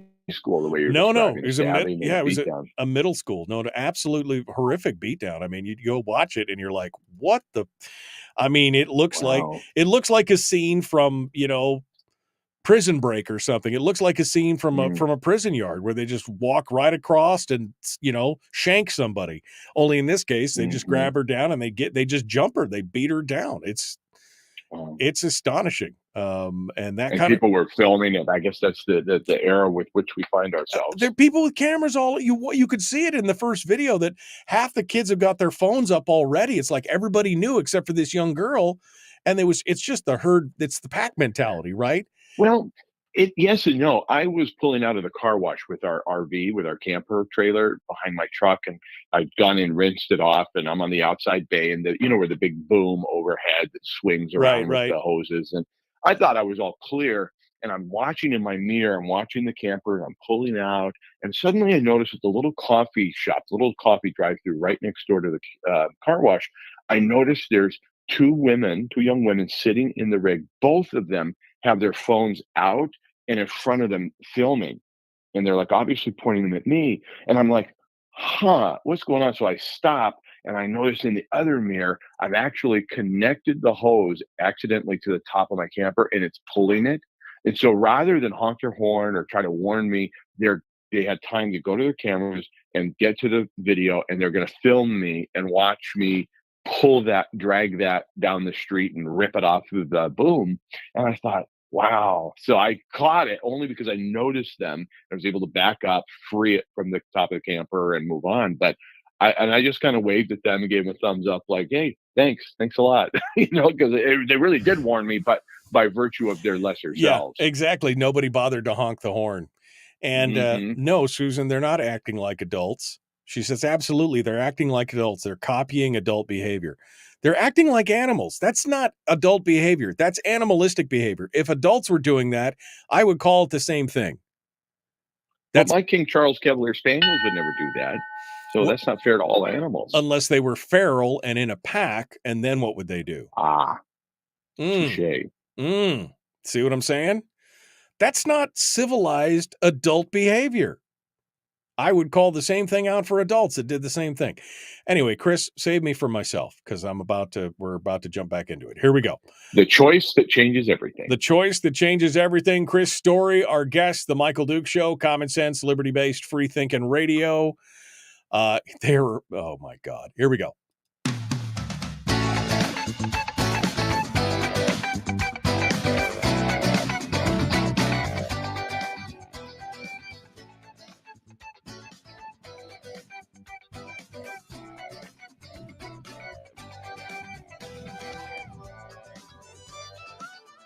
Okay, Chris Story, the man from Homer, comes in every week to give us our weekly uplift, our life coaching lesson to bring us up in this time of woe. The choice that changes our lives. Am I right, Chris? You got a choice. You're going to lay a choice on us today. What do we got here? The choice that changes everything in life. Yeah, it changes your life. Yeah. You're going to have setbacks, Michael. You're going to feel like you were beat down and kicked and stomped. Every now and then, every single human being is going to face a setback, obstacle, maybe a challenging time. And these times might even be, in fact, unfair. You might be in the moment, in that period of time, disadvantaged. There could be things going on that are completely outside of your control, not your fault, and yet you have to deal with them. And you have a choice in that moment. Every single person's presented with a choice to be a victim or the victor. And if you proclaim yourself the victor and you choose that consciously and on purpose, you automatically begin to end the suffering. You can end the suffering in an instant as you make that choice, even though it still may take a day, a month, a year to get through the obstacle, to get through the challenging time. Once you've proclaimed yourself the victor, and you take that positive mental outlook towards the circumstance with which you maybe didn't choose or have complete control over, that's a different topic. But still, once you proclaim a victorious mindset, you're going to begin to look for your way out. It may feel like a maze with no way out until you proclaim yourself a victor and say, I'm getting through this one way or another. I'm choosing victory over victimhood. This isn't going to define the rest of my life. And I'm going to move on with my life. And I proclaim myself victorious in this moment. I mean, you and I have talked about this many times, that the only thing that we have complete and total control over is our reaction to things that happen to us, right? I mean, to our reactions to things around us, which essentially comes back to, again, controlling your mind, your thoughts, your emotions. That's the choice. I mean, the choice is to be a victim or to overcome it and say, in spite of this setback, or or even if it's something positive, it doesn't necessarily have to even be anything negative. How we react to it is all up to us. And choosing to be a victor, choosing victory, choosing to see that with every adversity does truly come with it the seed of an equivalent or greater benefit. To see it is one thing, to accept it is another thing. To then claim victory over it, I think, is even more powerful. I think it's maybe the most powerful thing within the arsenal of our tools, or the quiver of our life. The arrow that will make the biggest difference is to proclaim victory over a circumstance. And I'll prove the point with a guest I have coming up on the Backyard Millionaire show this week. His name is Jim Stovall. At 17, he was already being recruited. He was going to go to the NFL. He was on his way. He had everything to make. He had the speed and the size to be a superstar within the NFL. And then he got a diagnosis that would take his sight within 3-5 years. They weren't really sure when, but they said at 17, they told him, the doctors, you'll go blind and there's nothing we can do about it. Well, he knew right then and there his NFL career was over. He had to choose something else.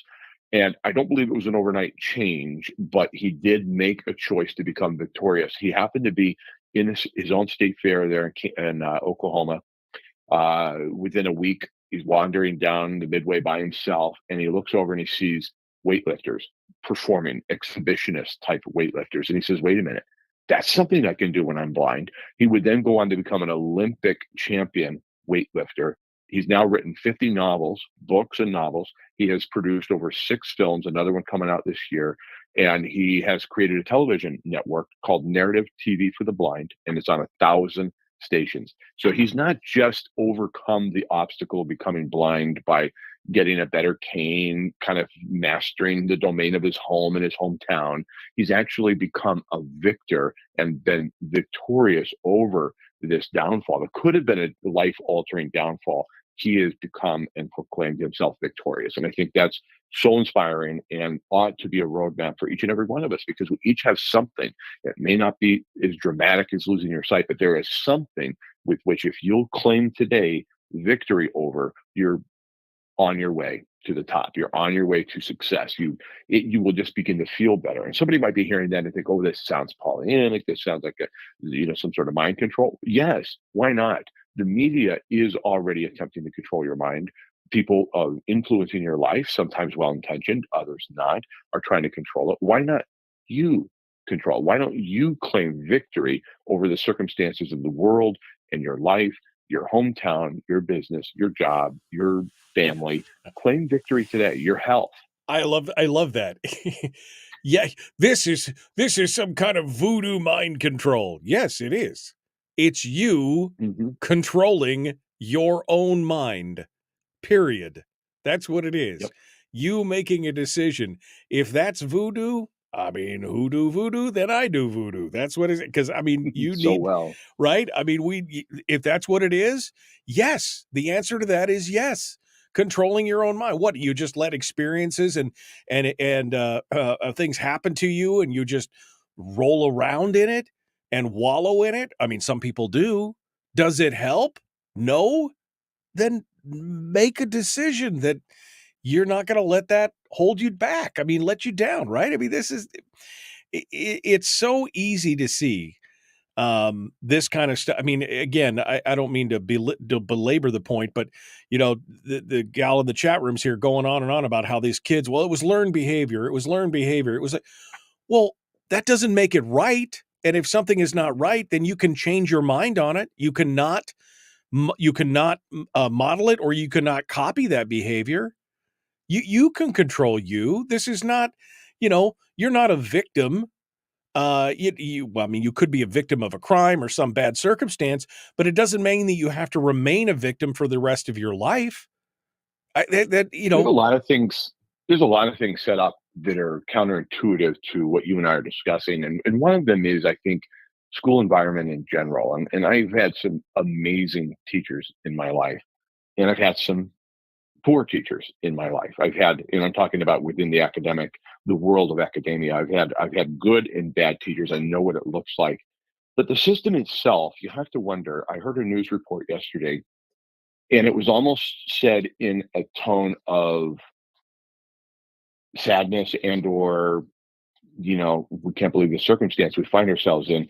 3 schools on the Kenai Peninsula are no longer enrolling enough impoverished people to qualify for certain federal grants. And it was said not as though, wow, what a victory over poverty. What a victory over straightened circumstances. Fewer and fewer of our parents are proclaiming themselves poor to the point where we can reduce some of these subsidized programs. But that's not how it's looked at. It's looked at as though, oh, Lord, what will we do now? We need more poor people. It's going back in time in early days of my wife and I.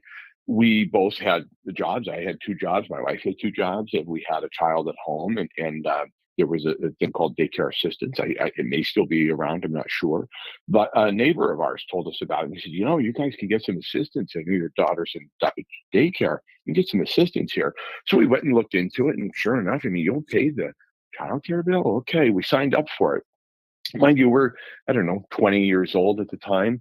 And this seemed like a really good idea. And then we got to talking about it after about, 3-4 days. Hadn't received any benefit yet from the program. But 3 or 4 days later, we both looked at each other and said, wait a minute, what are we doing? We can pay for this. We don't need it. It would be helpful, but we don't need it. Let's go back. So I went back to the gal. Her name was Johnny Whitmore, and she ran the program. And I only use her name because she went on to then run for office and didn't win. But her mentality was, and she said to me, you understand that if you don't use this program, that means we'll expend less money this year, and next year we'll have less money appropriated to us. Do you understand what you're doing? And I said, yeah, I just don't need it. We're fine. And she said, no, I think you need to think about this. What are you doing to the other people that might need money next year? And it's this kind of cycle that you must proclaim yourself victorious over and look to models that can help you out of poverty, out of straitened circumstances, rather than the environment control the situation. We as individuals have to say, I'm going to be victorious over this moment. I'm going to celebrate that there's fewer impoverished people in my vicinity, in my area. Let's find another way to continue to help those who need it. And so being victorious in a circumstance is up to you. Don't look to the school system. Don't look to your legislature. Don't look to your council or your mayor, your governor, your senators, whatever. You've got to look within and say, okay, which circumstance can I today prevail over and claim victory over right now? Well, and you're identifying a difference in mindset when the commentator on the radio says, oh, it's so sad that we're not enrolling enough impoverished people. You and I are shouting from the rooftops, man, we've overcome poverty so much that the number of impoverished people is actually dropping. That's exciting. Progress. And they're like, no, it just means we won't get more money. Well, but less impoverished people. That's exciting. Why are you, again, it's a mindset thing. We become so dependent. I don't want to get into that. Anyway, go on. I'm sorry. Go ahead. No, it's exactly right. It is about mindset. And that's what we come here to talk about on Tuesdays. Every now and then we can't help but steer into a political boundary or a cultural moray, something going on in society, and we talk about it and touch on it. But ultimately, these Tuesdays with Michael, in my opinion, all come back to mindset. Choosing victory over victimhood is a mindset. And there has been circumstances in my life that I could still be standing on the platform of victimhood right now today. Maybe not as big a victimhood as yours, but then are we really going to measure that? Or wouldn't it be better to say, what have you become victorious over? What challenges have you overcome? I love to listen to people talk about having visited Robben Island, where Nelson Mandela was imprisoned for 27 years in a tiny, tiny room, stripped of dignity, his humanity, freedom. connection to the outside world. They would edit the letters that his wife Winnie would send him. They would redact them and give him only pieces of information. He would go near blind due to the reflection of the rock, and he overcame. And the first thing he did was invite the prison warden to his inauguration when he became president of South Africa. That's claiming victory versus victimhood. And if anybody on earth had a right to be a victim, proclaim victimhood, it was Nelson Mandela, and he refused it. He said, no, I will not wear the mantle of victimhood. I am victorious, my people are victorious, and we shall march ahead. No, I agree. Again, the only thing that we have control over is our reaction to things around us, things that happen to us, things that happen to other people, circumstance in our lives. We could choose to be the victim forever, or we could choose to overcome that and be the victor by overcoming that. And I think that is key to everything. Chris Story, the man from Homer. Chris, thank you so much, my friend. I appreciate it. You're welcome. Thank you, Michael. Appreciate what you do for all of us. All right, hold the line. Folks, out of time. We got to go. The Michael Duke Show continues tomorrow. We'll have Mike Shower on. I'm working on one other in the first hour. We'll see what happens here. Back with more tomorrow. Be kind, love one another, live well. We'll see you then.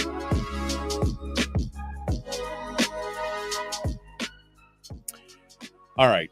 Thank you, Chris. And I apologize. I should not have I'm so agitated by this idea that somehow the little darlings, it's not their fault because their parents were bad or because something was going on. Each one of us is born with a seed of understanding right from wrong. Maybe it's a basic understanding. Maybe it's just a little bit of a moral compass, but to excuse the behavior and do this kind of stuff, to say, well, they're just victims of no, they're not. You know, well, it's also maybe a good time, Michael, to examine culture, examine the music that our young people are listening to. And I'm not Tipper Gore here. But I am suggesting there is a certain element that is celebrated. There's a violent element that's been celebrated in a certain, musical culture and all. It's a good time to just take a look at that and go, what's going on here that would cause enough people to lift their cameras and videotape something as horrific as that, versus jumping in and separating and saying, hold on, and that's been time immemorial. We probably surrounded a couple of guys that were getting into a fight, or a couple of gals that were getting into a fight, and you see people going, fight. That's like, okay, that's not anything new. It's the tactic of, because she's white or because she's any ethnicity, or just tolerating it. No. Even two people just slugging it out. Okay. I'm like, okay, let them slug it out. You've got one girl who's blindsided and being jumped on by 4 or 5 other kids. Yeah. Come on. Yeah. There's a difference between a fair fight and something like that. And that's, like I said, that's just like pack behavior. That's exactly what it was. And everybody knew, apparently, because everybody had their phones out and knew it was coming, except for the one girl who had her back turned until the last minute. That's just, it's astonishing. But again, why we would send our kids into that morass is, that's it. One thing, too, that going back to the Peninsula schools, just real quick, one of the other things that one of the faculty, or I guess it was somebody in the administration, said that it could be that a certain number of people are choosing homeschooling as well, which is removing some of the kids that might have qualified for the breakfast program, which is the indicator of then the impoverished rate, that they're choosing homeschooling. And I thought to myself, will we examine that honestly with ourselves and say, why are more people reverting to homeschooling? Why is that becoming more attractive? Is there something else we could be doing within the school system to become more attractive? And I've been having this conversation on the Kenai Peninsula now for the last month and a half. Can we, for example, with property taxes, can we become a magnet for senior citizens and retired folks by increasing the exemption rate for your primary residence for the senior citizens? So how do you become more attractive as a school system, as an entity offering tax exemptions, as the climate of being friendly towards private enterprise and business? We have an obligation and a duty to become the most attractive we can be towards anything we want to do in life. I'll give you an example. Our mayor in Homer last night referred to people that are coming here to do business but don't pay Homer sales tax as vagrants. He referred to a whole class of people as vagrants. He othered them in a way that I I just find deplorable. And I think, wait a minute, what are we doing here? Why on earth are we trying to create this othering versus becoming attractive? Schools have the same obligation, I think, as do our private businesses and people in general. So an idea needs to become more attractive. Like the idea of capitalism, real capitalism, needs to become so attractive that Marxism and socialism and communism are left to the wayside. That's our obligation to do. So same with the schools. That's going to require degovernmentification of the current free market system. That's part of the problem. Is capitalism still works? Crony capitalism. But the problem is, of course, crony capitalism and government interventionism. Capitalism doesn't work. Well, if you got the government out of it, it would. But that's a whole nother show in and of itself. All right, Chris. All right, Michael. Thank you so much, my friend. As always, it's great to talk with you. I appreciate you being part of it today. Catch you next time. Don't forget to catch Chris at ilovehomeralaska.com. I'm looking forward to his new book, The Millionaire Maker, coming out here on the 1st of May. So we'll see that. All right, friends, we're out of time today. Dawn just said, as a child, I was told by all family outsiders I was stupid. Said I have dyslexia. I came to believe it until going into the military. To date, I'm a private pilot and a master mechanic earning 6 figures. Don, you're not stupid. And you chose not to believe it. And good on you, my friend. Makes me proud. Makes me proud to know people who overcome that kind of stuff. You are worth it, all of you. We will see you tomorrow. Have a great day.